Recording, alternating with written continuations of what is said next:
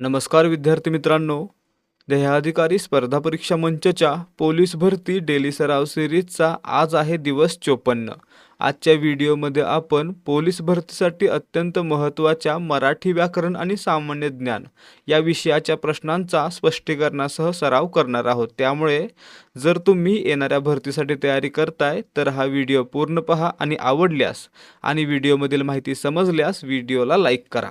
सुरुवात करूयात आजच्या प्रश्नांना. सिरीजमधील प्रश्न क्रमांक 1107, पावसाळा सुरू झाला या वाक्याचा प्रयोग ओळखा. मित्रांनो, आपण प्रयोग कसा ओळखतो खूप वेळा पाहिलेला आहे. वाक्यामध्ये कर्ता कर्म क्रियापद शोधतो आणि क्रियापदाचं रूप कर्त्याच्या लिंगवचनानुसार बदलतं की कर्माच्या लिंगवचनानुसार बदलतं याचा अभ्यास करतो आणि त्यानंतर जर कर्त्याच्या लिंगवचनानुसार क्रियापदाचं रूप बदललं तर कर्तरी प्रयोग असतो. जर कर्माच्या लिंगवचनानुसार बदललं तर त्या ठिकाणी कर्मणी प्रयोग असतो. परंतु जर दोन्हीनुसार नाही बदललं तर त्या ठिकाणी भावे प्रयोग असतो. हे आपण ऑलरेडी खूप वेळा पाहिलेलं आहे. मग या ठिकाणी पहा, वाक्यामध्ये पावसाळा काय आहे, कर्ता आहे आणि सुरू झाला हे क्रियापद आहे. या वाक्यामध्ये कर्म नाही म्हणजेच काय, हे वाक्य आहे अकर्मक.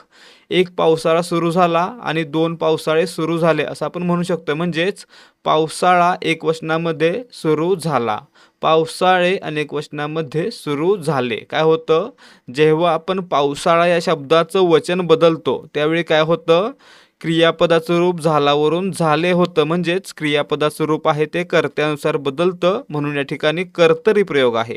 आणि मित्रांनो, वाक्यामध्ये कर्म नाहीच म्हणून या ठिकाणी अकर्मक कर्तरी प्रयोग आहे. म्हणजे आपलं उत्तर पर्याय 3.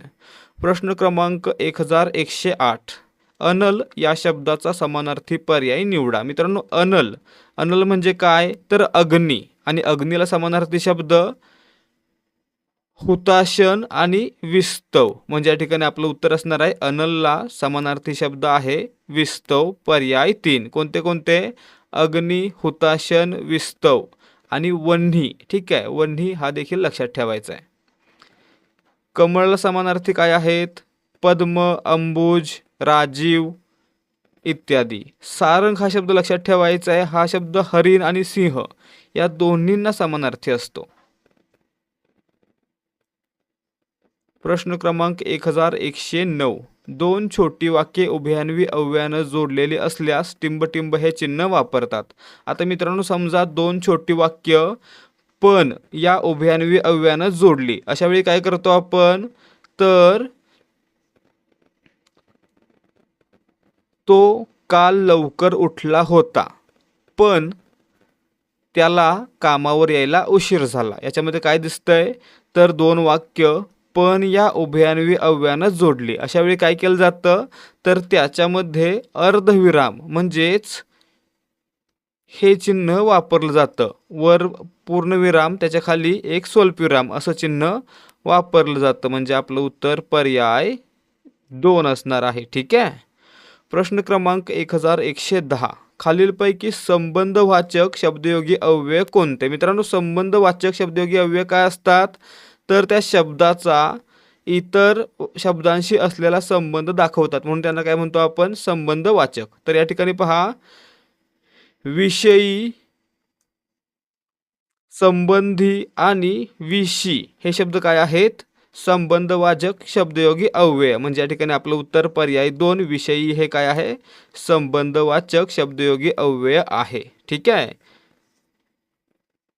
प्रश्न क्रमांक 1111, ओवी आता शाळेत जाते. अधोरेखित नामाचा मूळ प्रकार सांगा. मित्रांनो, या ठिकाणी पहा, दोन नामं आहेत, ओवी आणि शाळा. ठीक आहे. मग या ठिकाणी आपल्याला अपेक्षित कोणतं आहे, ओवी. ओवी हे काय आहे, एका लहान मुलीचं नाव आहे आणि या ठिकाणी आपण काय म्हणू शकतो, मग ओवी हे एखाद्या व्यक्तीला दिलेलं स्वतःचं वैयक्तिक नाव आहे म्हणून त्याला काय म्हणायचं आपण, विशेष नाम म्हणायचं. म्हणजे आपलं उत्तर पर्याय 2. एखाद्या वस्तूला दिलेलं विशिष्ट नाव असतं त्याला काय म्हणायचं, विशेष नाम. उदाहरणार्थ, ओवी मुलीला दिलेलं आहे, हिमालय पर्वताला दिलेला आहे. ठीक आहे. हिमालय काय झालं, विशेष नाम, ओवी काय झालं, विशेष नाम. ठीक आहे. प्रश्न क्रमांक 1112, मी डबा खाल्ला या वाक्यातील शब्दशक्ती ओळखा. मित्रांनो, शब्दशक्ती किती आहेत, शब्दशक्ती आहे 3. कुठून आल्या? संस्कृतमधून आल्या. ठीक आहे. कोणत्या कोणत्या? अभिधा, लक्षणा, व्यंजना. अभिधा कधी? जेव्हा आहे असा अर्थ घेतला जातो तेव्हा त्या ठिकाणी अभिधा.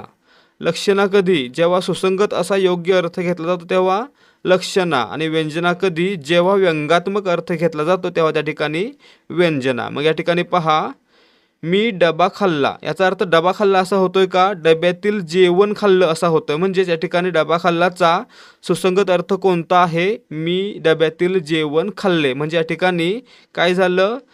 डबा या शब्दाचा सुसंगत असा योग्य अर्थ घेतला जातो, म्हणून या ठिकाणी लक्षणा ही शब्दशक्ती आहे. पर्याय 2. आणि मित्रांनो, याचा अर्थ देखील विचारला जातो त्यावेळी काय सांगायचं? लक्षणाचा अर्थ कोणता असतो? लक्षणाचा असतो लक्षार्थ. ठीक आहे. लक्षणा लक्षार्थ, व्यंजना व्यंगार्थ आणि अभिधा वाच्यार्थ. ठीक आहे. प्रश्न क्रमांक 1113. विकारी शब्दांच्या ठिकाणी असलेला संख्या सुचवण्याचा गुणधर्म म्हणजे? आता मित्रांनो, विकारी शब्दांच्या ठिकाणी असलेला त्या नामाची संख्या सुचवण्याचा गुणधर्म म्हणजे काय? तर त्या नामाचं किंवा विकारी शब्दाचं वचन. पर्याय 1. वचन म्हणजे काय? संख्या सुचवण्याचा गुणधर्म. प्रश्न क्रमांक 1115.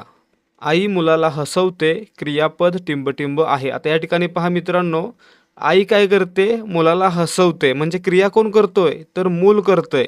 मग या ठिकाणी जेव्हा क्रिया दुसऱ्याकडून करून घेतली जाते त्या ठिकाणी काय म्हणायचं? प्रयोजक क्रियापद आहे असं म्हणायचं. म्हणजे आपलं उत्तर या ठिकाणी पर्याय 4 असणार आहे. ठीक आहे. प्रश्न क्रमांक 1116. शुद्ध शब्द ओळखा. या ठिकाणी पहा, शुद्ध शब्द. पारंपरिक मध्ये काय चुकलंय? प पाहिजे या ठिकाणी. पा नाही, पारंपरिक असतं. त्यासोबतच पहा, आध्यात्मिक असतं. आध्यात्मिक या ठिकाणी काय दिलंय? आध्यात्मिक चुकीचं दिलेलं आहे.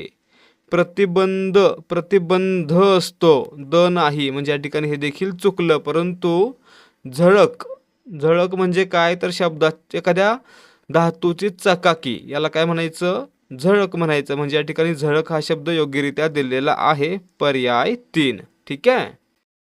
विद्यार्थी मित्रांनो, आता फक्त थोड्या वेळासाठी इकडे लक्ष द्या. आपल्यापैकी बऱ्याच जणांना माहीत असेल की ध्येयाधिकारी स्पर्धा परीक्षा मंचकडून विद्यार्थ्यांचा स्टेट बोर्डचा सराव चांगला व्हावा यासाठी स्टेट बोर्ड वन लाइनर ठोकळा आणलेला होता. त्यासोबतच आता नव्याने मराठी व्याकरणाचा संपूर्ण सराव प्रश्नोत्तराच्या माध्यमातून करण्यासाठी A to Z मराठी व्याकरणाचं एक पुस्तक देखील आपण लॉन्च केलेलं आहे.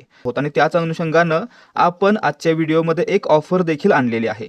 या ऑफरमध्ये आपल्याला मराठी व्याकरणाची 870 पानांची PDF, त्यासोबतच मराठी व्याकरणाच्या 10 सराव प्रश्नपत्रिका आणि त्यासोबत स्टेट बोर्ड वन लाइनर ठोकळा ज्याच्यामध्ये 313 पाने असतील आणि 7000 पेक्षा अधिक प्रश्न असतील. तर मित्रांनो, हे सर्व आपण आजच्या दिवशी देणार आहोत फक्त 200 रुपयांना. याची मूळ किंमत किती होते? तर मराठी व्याकरणाची PDF आपण 200 रुपयांना दिलेली आहे, देत आहोत. आणि त्यासोबतच स्टेट बोर्ड वन लाइनर ठोकळा 100 रुपयांना. असे एकत्रित 300 रुपये न होता या तिन्ही गोष्टी एकत्रितपणे आपल्याला फक्त 200 रुपयांना मिळणार आहेत. त्यामुळे जर तुम्हाला तलाठी भरतीसाठी स्टेट बोर्ड GKचा आणि मराठी व्याकरणाचा चांगल्या प्रकारे सराव करायचा आहे तर तुम्ही हा पूर्ण संच नक्कीच विकत घेऊ शकता. याचा तुम्हाला 100% फायदा होईल याची आम्ही हमी देतोय. तर विद्यार्थी मित्रांनो, तुम्हाला हे सर्व एकत्रितपणे विकत घ्यायची देखील गरज नाहीये. तुम्हाला या सर्वांचा डेमो पाहता येणार आहे. तुम्हाला A to Z मराठी व्याकरणाचा पहिला टॉपिक मराठी वर्णमाला याची पूर्ण PDF फ्रीमध्ये मिळणार आहे. त्यासोबतच स्टेट बोर्ड वन लाइनर ठोकळा याचा देखील डेमो पाहता येणार आहे.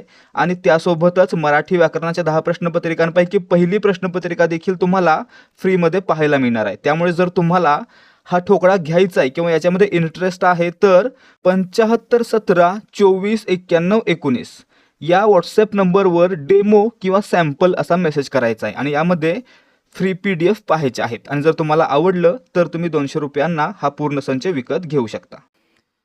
प्रश्न क्रमांक 1117.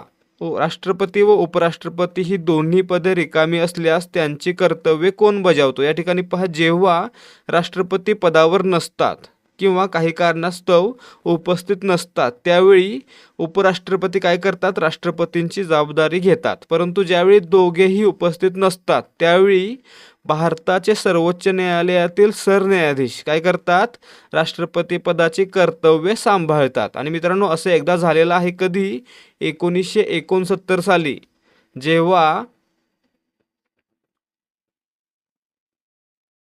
राष्ट्रपती आणि उपराष्ट्रपती दोन्ही नसल्यामुळे भारताचे सरन्यायाधीश एम हिदायतुल्ला यांनी काय केलं, प्रभारी राष्ट्रपती म्हणून काम केलं. त्यामुळे प्रश्न येतो पहा, सर्वात पहिल्यांदा भारताचे प्रभारी राष्ट्रपती म्हणून काम करणारे सरन्यायाधीश कोण, तर एम हिदायतुल्ला. ठीक आहे, वर्ष 1969.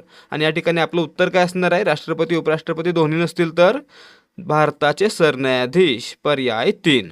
प्रश्न क्रमांक 1118, NACP national academy of coastal policing कोणत्या राज्यात किंवा संघराज्य प्रदेशात आहे. मित्रांनो, NACP कुठे आहे, तर गुजरात या राज्यामध्ये आहे. म्हणजे आपलं उत्तर पर्याय 2. ठीक आहे, गुजरातमध्ये द्वारका जवळ ओखा या ठिकाणी ही कार्यरत आहे. ठीक आहे. प्रश्न क्रमांक 1119, खालीलपैकी कोणता देश सार्क संघटनेचा सदस्य नाही. मित्रांनो, सार्क म्हणजे काय, south Asian association for regional cooperation. मित्रांनो, याच्यामध्ये एकूण सदस्य देश किती आहेत, सदस्य देश आहेत 8. कोणते कोणते, तर दक्षिण आशियातील भारत, पाकिस्तान, बांगलादेश, श्रीलंका, नेपाळ, भूतान, अफगाणिस्तान आणि मालदीव. म्हणजे या ठिकाणी आपलं उत्तर काय असणार आहे, मालदीव्ज हा काय आहे, सार्कचा सदस्य आहे. म्यानमार, मॉरिशस आणि ताजिकिस्तान सदस्य नाहीत. म्हणजे आपलं उत्तर पर्याय 2. प्रश्न क्रमांक 1120, FIR चा फुल फॉर्म काय आहे. मित्रांनो, FIR म्हणजे काय, समजा एखादा दखलपात्र गुन्हा घडला त्यावेळी पोलिसांना दिली गेलेली पहिली माहिती म्हणून पोलीस जो रिपोर्ट लिहितो त्याला काय म्हणायचं, FIR. म्हणजेच काय, तर फर्स्ट इन्फॉर्मेशन रिपोर्ट, पर्याय 2. प्रश्न क्रमांक 1121, मोबाईल तंत्रज्ञानातील CDR हे काय आहे. मित्रांनो, CDR म्हणजे काय असतो, तर call detail record. Call detail record याला काय म्हणायचं मराठीमध्ये, मोबाईल धारकाचे आलेल्या व गेलेल्या कॉलचे तपशीलवार संग्रह यादी. याला काय म्हणायचं, CDR, पर्याय 4. प्रश्न क्रमांक 1122, DDoS यापैकी कोणत्या प्रकारच्या सायबर संकटात मोडतो. मित्रांनो, DDoS म्हणजे काय, डिस्ट्रीब्युटेड डिनायल ऑफ सर्व्हिस. म्हणजे काय, वितरित सेवा नाकारणे. जेव्हा त्या ठिकाणी संगणकावर जर हा व्हायरस आला तर काय होतं, तर त्या ठिकाणी त्या वेबसाईटची किंवा संगणकाची सेवा ठप्पच होते, संगणक बंद पडतो किंवा चालायचा बंद होतो. त्यावेळी काय म्हणायचं, DDoS हल्ला झाला म्हणायचं. म्हणजे या ठिकाणी आपलं उत्तर संगणकीय जाळ्यावरील हल्ला, पर्याय 2. प्रश्न क्रमांक 1123, प्राणहिता नदी ही खालीलपैकी कोणत्या नद्यांचा संगम म्हणून ओळखली जाते. मित्रांनो, प्राणहिता नदी कशापासून बनते, तर वर्धा आणि वैनगंगा या 2 नद्यांच्या संगमातून बनते. म्हणजे आपलं उत्तर पर्याय 3. ठीक आहे, वर्धा आणि वैनगंगा मिळून प्राणहिता बनते. यांचा संगम कुठे होतो, चंद्रपूर जिल्ह्याच्या सीमेवर होतो. ठीक आहे. प्रश्न क्रमांक 1124, इलेक्ट्रॉनचा शोध टिंबटिंब याने लावला. मित्रांनो, इलेक्ट्रॉनचा शोध आहे तो सर जे थॉम्सन यांनी कॅथोड रे ट्यूबच्या माध्यमातून लावला. म्हणजे आपलं उत्तर पर्याय 1 असणार आहे. त्यासोबतच मित्रांनो, आणखी कोणते घटक असतात अणूच्या केंद्रकामध्ये, तर या ठिकाणी इलेक्ट्रॉन, त्यासोबतच प्रोटॉन, न्यूट्रॉन. ठीक आहे, प्रोटॉनचा शोध कोणी लावला, प्रोटॉनचा शोध लावला गोल्डस्टीन यांनी. आणि याला नाव कोणी दिलं, तर रुदरफोर्ड यांनी. तर पुढे न्यूट्रॉनचा शोध कोणी लावला, जेम्स चॅडविक यांनी. ठीक आहे, जेम्स चॅडविक न्यूट्रॉनचा शोध, गोल्डस्टीन प्रोटॉनचा शोध, सर जे थॉम्सन इलेक्ट्रॉनचा शोध आणि रुदरफोर्ड गोल्डस्टीनने शोधलेल्या प्रोटॉनला नाव दिलं. ठीक आहे. प्रश्न क्रमांक 1125, अनुस्करा घाट रत्नागिरीला कोणत्या जिल्ह्याशी जोडतो. मित्रांनो, रत्नागिरी आणि कोल्हापूर मार्गावर कोकणात जाण्यासाठी अनुस्करा घाट लागतो. म्हणजे आपलं उत्तर पर्याय 2, कोल्हापूर. कोल्हापूरला रत्नागिरीसोबत अनुस्करा घाटानं जोडलं जातं. ठीक आहे. प्रश्न क्रमांक 1126, अल्कोहोलिक पेयांचा प्रमुख घटक कोणता आहे? मित्रांनो, अल्कोहोलिक पेयांमध्ये असणारा प्रमुख घटक आहे इथिल अल्कोहोल म्हणजेच C2H5OH. याला काय म्हणायचं? इथिल अल्कोहोल हा काय असतो? अल्कोहोलिक पेयांमधील म्हणजेच दारूमधील महत्त्वाचा घटक. म्हणजे आपलं उत्तर पर्याय 1. आता मित्रांनो, मिथिल अल्कोहोल हा देखील दारूचा प्रकार आहे, परंतु यामध्ये मिथिल ग्रुप आहे जो अत्यंत विषारी असतो. त्यामुळे मिथिल अल्कोहोल काय बनतो? विषारी बनतो. ठीक आहे. त्यामुळे काय होतं तर मृत्यू देखील होऊ शकतो किंवा अंधत्व देखील येऊ शकतं. मिथिल अल्कोहोलमुळे अंधत्व येऊ शकतं किंवा मृत्यू होऊ शकतो. तर विद्यार्थी मित्रांनो, हे होते आजचे प्रश्न. जर तुम्हाला आजच्या प्रश्नांची उत्तरे व्यवस्थितपणे समजली असतील तर या व्हिडिओला लाईक करा आणि आपल्या चॅनलला सबस्क्राईब देखील करा. भेटूयात या सिरीजच्या पुढच्या भागामध्ये. जय हिंद, जय भारत, जय महाराष्ट्र.